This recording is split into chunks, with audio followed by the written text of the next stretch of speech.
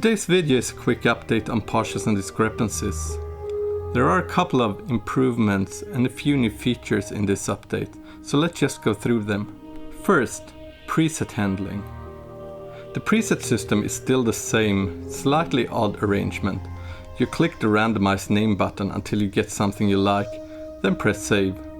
There is still no way to manually type a preset name within the plugin, and that part has not changed.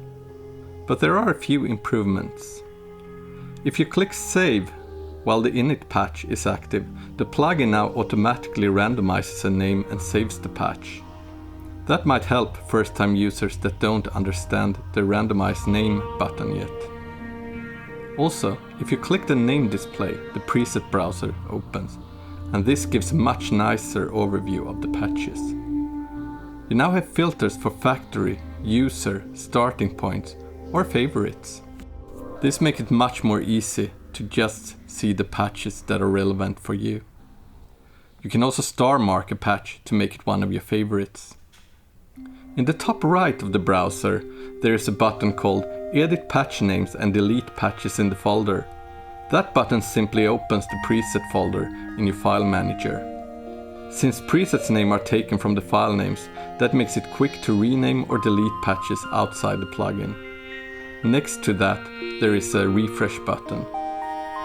That is there in case you rename or delete files during a session and want the browser to reload the folder and reflect the latest changes. Selecting a preset or just clicking outside the browser closes it again automatically. So that was the preset part. The next feature is soloing of slots in the oscillator. When you're working on a patch, it can be really useful to hear just one slot at a time. And since there are 8 of them, it gets a bit tedious to turn off the others one by one.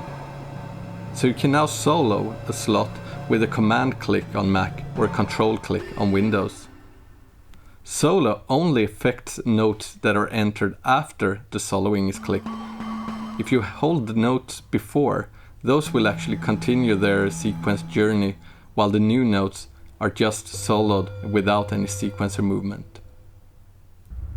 The solo slot is shown with a white outline, and the solo is not saved with a patch. This feature actually came from a user suggestion, so thanks for that. I also made it possible to shift click to deactivate and activate slots. If you still like the double click, you can still use that, of course. And then there is the smoother voice starts. The synth had a tendency to get a bit clicky in the note start, which could especially be heard in unison mode. I've cleaned it up a bit, so now that should be much less obvious and it should run much smoother. I've also smoothened the response of the wet control for the filter to avoid a bit of clickiness that could appear. And on the Windows side, there has been some work on the UI handling, especially for longer sessions and for freeing up resources a bit more intelligently when the plugin is idle. Some duplicate cache buildup has also been reduced. This was based on recurring feedback from a very patient user. Thanks a lot for the help on this one. That leads to the roadmap. There will not be any work on new products for the coming month or two. I will focus entirely on putting out smaller enhancement and improvement to the current product range and try to make it as good as possible so you get a bit better product than what you paid for. And I will also try to be a bit of a better father and take my family on vacation for 3 weeks starting from the 13th of July.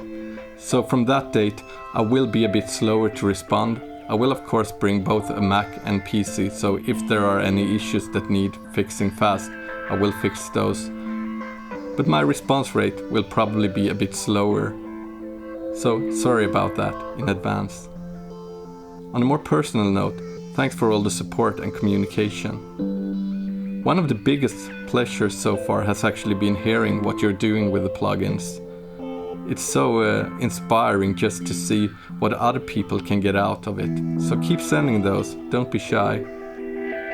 And yeah, I will always post the news first on the website, so remember to check that one out at unusable.net for all the latest information. Thanks for watching.